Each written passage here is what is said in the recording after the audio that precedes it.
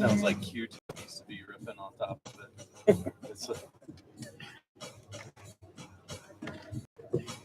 live.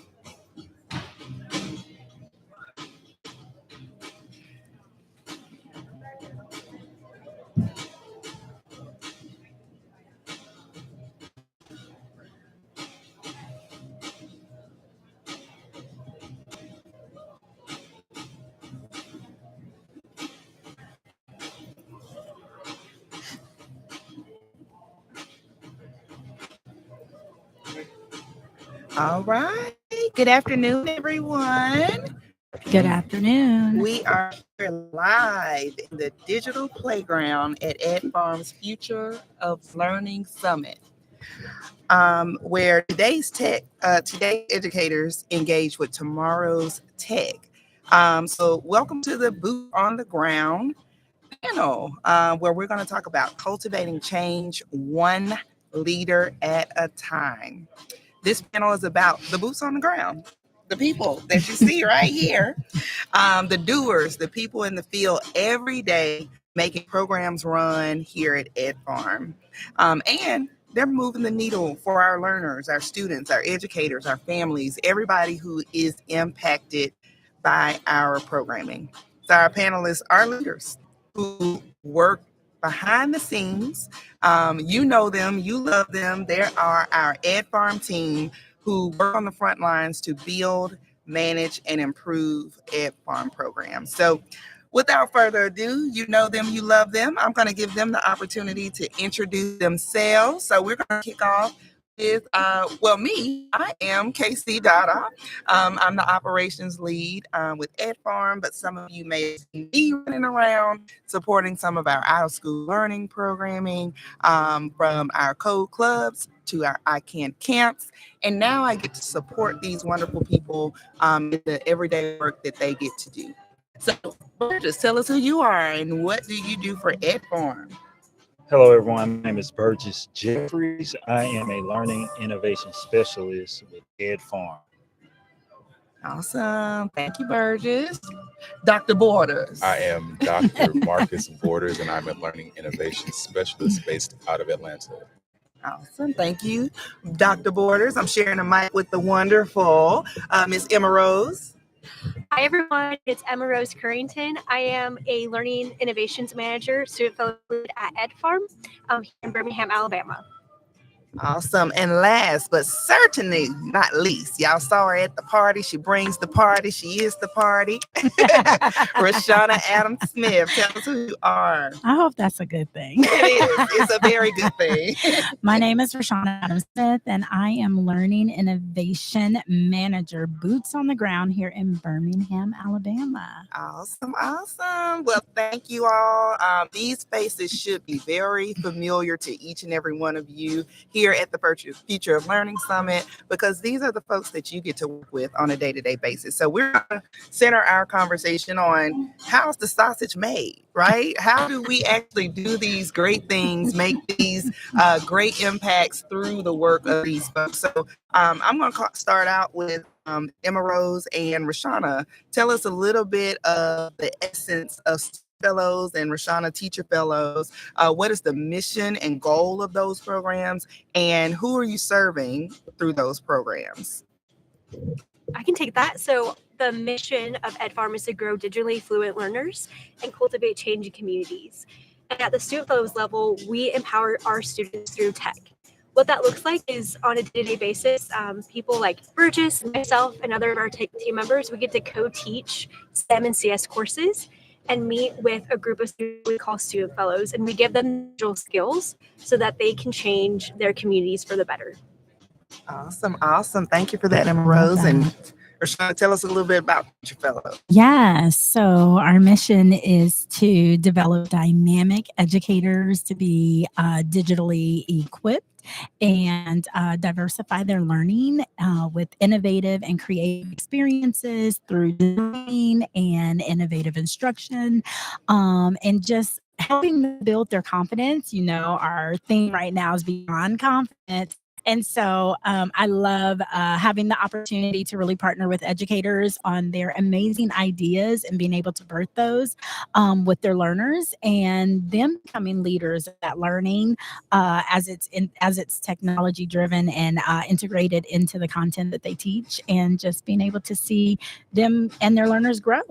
Awesome, awesome. Yes, great work done through both of those programs, and a lot of impact, but from both the front of the classroom and in the desk and in the tables as we continue to evolve our spaces and learning environments. Those things start to look different. So, Burgess and Dr. Borders, I'm going to come over to you all. Tell us one thing. Y'all are in the deep depths of standing up these programs. What's one thing people don't quite understand that you would like to share about what it takes to really make the program work, specifically in the educational environment that we're immersed in? I'll start off. Thing that people may not understand or realize is that it takes a lot of planning. That's number one. And even with the planning, you still have to be extremely flexible. So every day is a new day when you walk into a classroom or into a school. Things happen that are not in the agenda a lot of times. So being able to patiently just kind of work through those things on the fly is definitely one of those things that I don't think most people really understand how hard it is, because Absolutely. there's so many people and so many children and personalities that are being managed on a day-to-day. So that's the main thing with me. Awesome, awesome. And so for me, executing the work of supporting teacher fellows is relationship building and rapport building. Oftentimes you'll see programs of other companies or other entities where they'll come into schools and they'll present and kind of have this fix-it mentality. You automatically push educators in a way if you do that. So it is key in this line of coaching and supporting educators to first build relationships with them. I think that's kind of a secret sauce that it takes to really execute programming. And that's, I think, one of the greater balances that I've been able to do. A lot of our work, there's distance between us and where we stay, and we have to figure out ways to kind of keep the momentum going.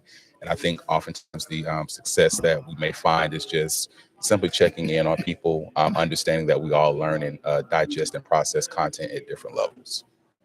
Absolutely, absolutely. And I love when Candace says the secret sauce. And a huge part of that secret sauce is the people. And so I'm sitting next, I have not worked in education, but I'm sitting next to a ton of educators who are very passionate about the work. So I'm going to open this up to anybody who wants to respond. What fuels your passion? Was there a moment? Was there a mentor? Was there a personal experience that really lit the fire under you that made you want to go deeper in education first, and you to get into education, all of the demands and all the things that you see educators go through? What made you choose education, and what makes you stay in education? I love this. This is funny. I always have a funny story. Yeah. So mine was not necessary. It wasn't planned. My best friend and I were moving from Kansas. We decided on a trip that we made to Phoenix, Arizona, to visit her mom and her sister's son's birthday party. And he was like 5 years old. And so we were like, okay, I'll go with you, So we were landing in Arizona. And I remember looking out the window thinking, oh, I'm in love. I want to live here. I found us a job at the Gap that weekend, and we had 30 days to move. And so we moved to Arizona and worked at the Gap. And I networked and talked to everyone who came in. And one girl came in. She was like, well, what are you looking for? And I was like, I just completed my degree in child psychology. So I thought I was going to be a psychologist. And she was like, well, we have a school that needs, and they're looking for a teacher, but they need one with your background. Absolutely. And so I said, I'll start. I went in for an interview and I started immediately. They needed an immediate teacher. And I had a classroom of kindergarten, first and second grade students who were displaced. And I think I had 47 students in my classroom. I did not even have a desk to sit at. And I will tell you, I feel like that has been my life ever since. 47 is wow. 47 kindergarten, first and second grade students in one classroom. Wow. So I don't know, I fell in love with teaching and seeing them grow and meeting them all where they were. Now, was I successful? I think an expert would probably look inside the classroom and say no. But guess what? I had 100% attendance, and all of those students were displaced. They were either transient or homeless, or, but they came to school and we made sure they were fed and clothed. And I just think that being in my early 20s, having that as my very first job, just really allowed me to see the world in a different light. And ever since then, I'm like, everyone has an opportunity to grow wherever they are. Yes. So that's my story. See, this is the moment when I wish I had an applause, a goosebump, all the things, because 100% attendance 100%. as an output is Absolutely. amazing, Yeah. especially in your early stages of being an educator. 22, 23. Yeah. Yes.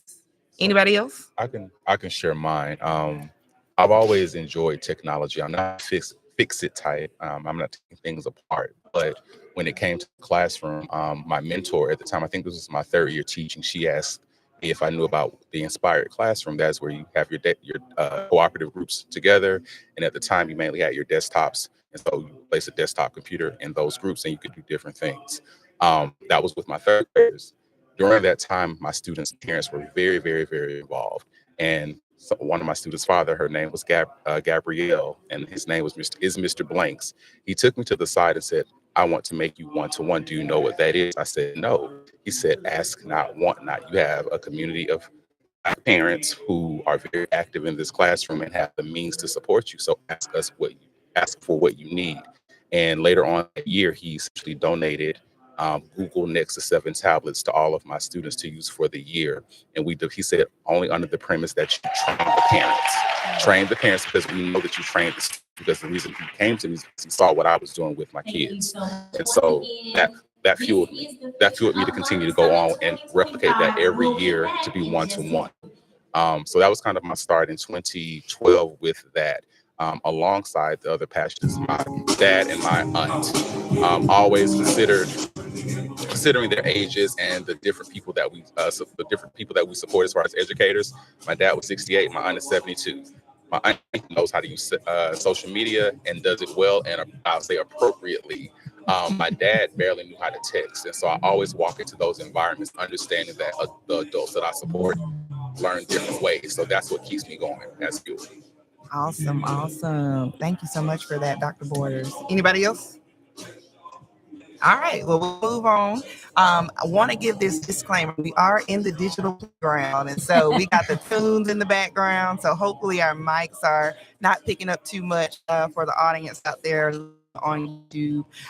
But keep the conversation going. Of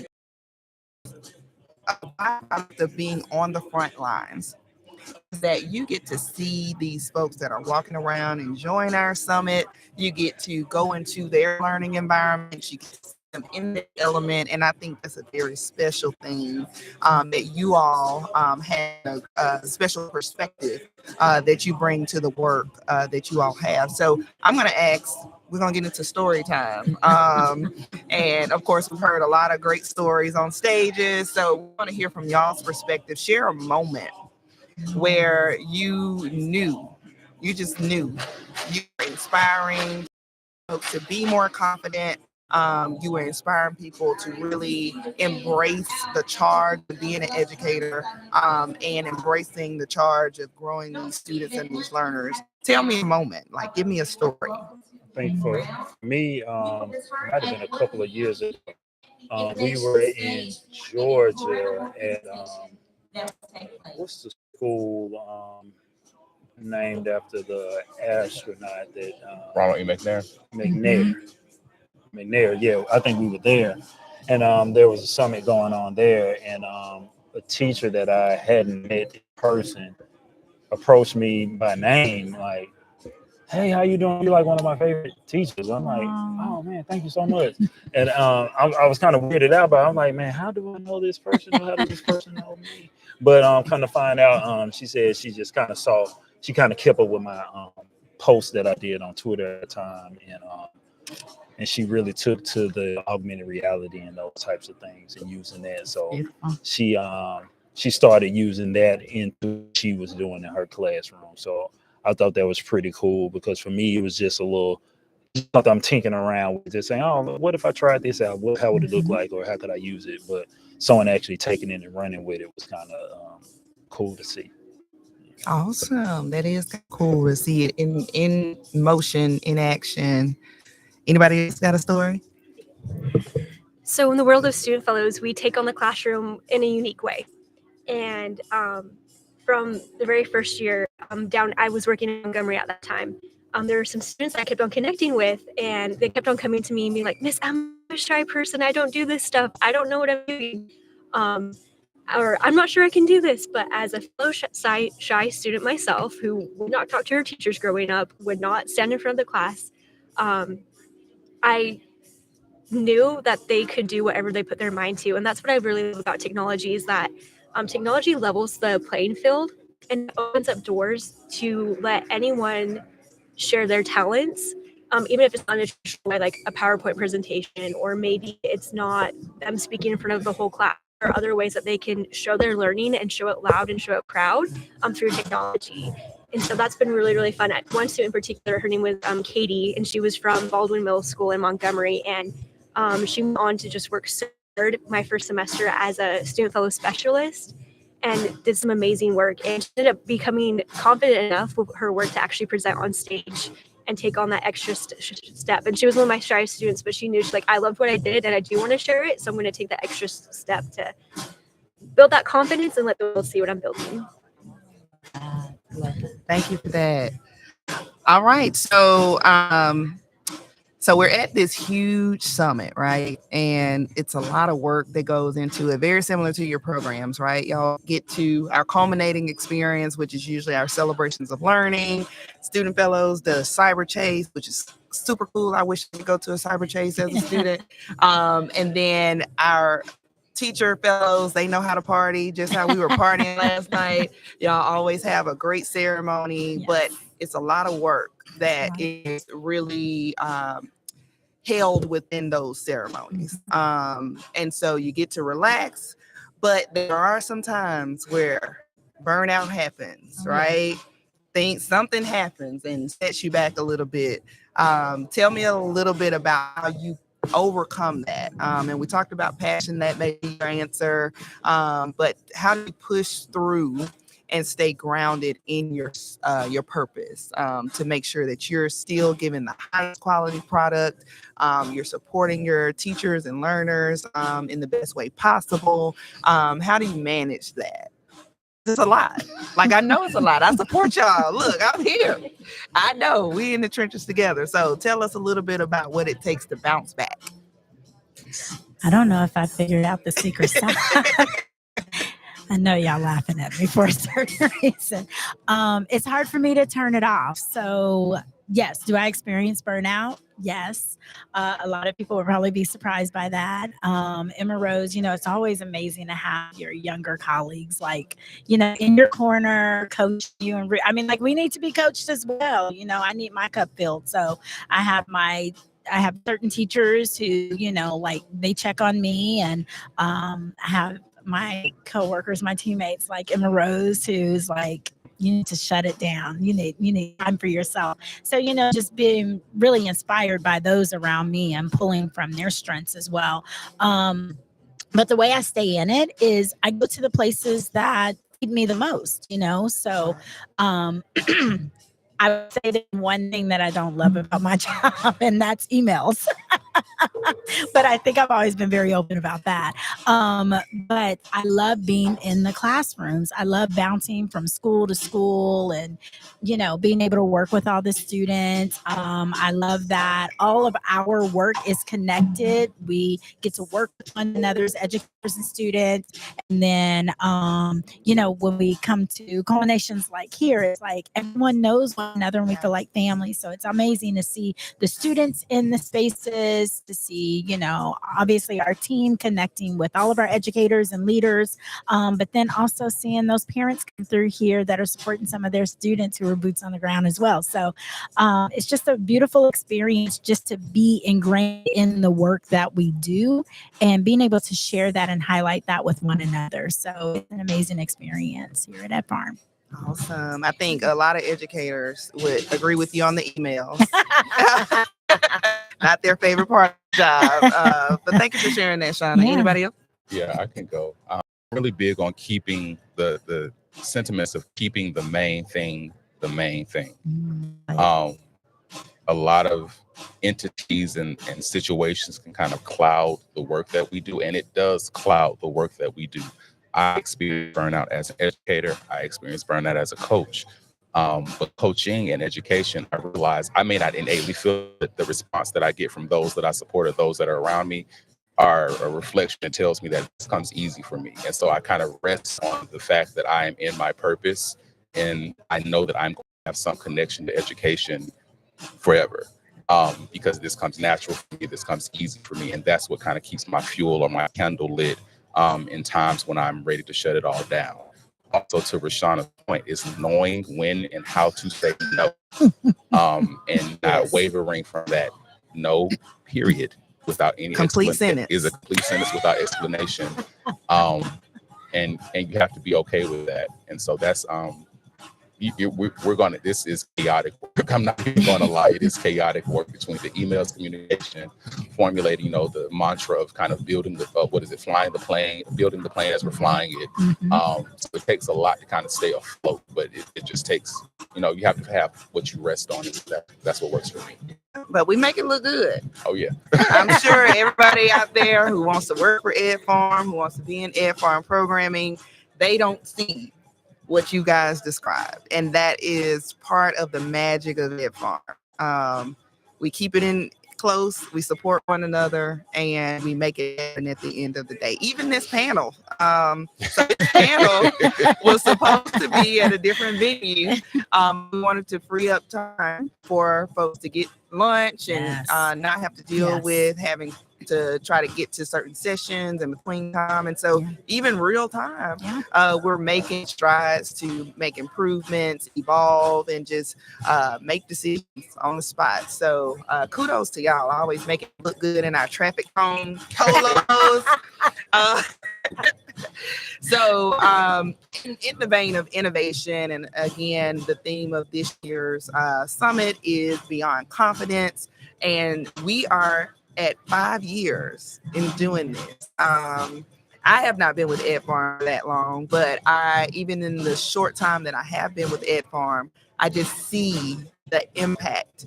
Wayman presented the numbers on the stage, and you guys get to see those numbers come to life every day. But I'm sure you're already thinking, what is the next best thing for your programs? What are the next few things that you want to do down the line? Some big goals, small goals. So let's talk about that. How do you see your programs evolving over time? Let's say in the next 5 years, or even just the next year, you may be thinking about small changes that you may want to make to have a lasting impact here at Ed Farm, but also on your learners, your students, your educators that you support. So how do you see your programs evolve?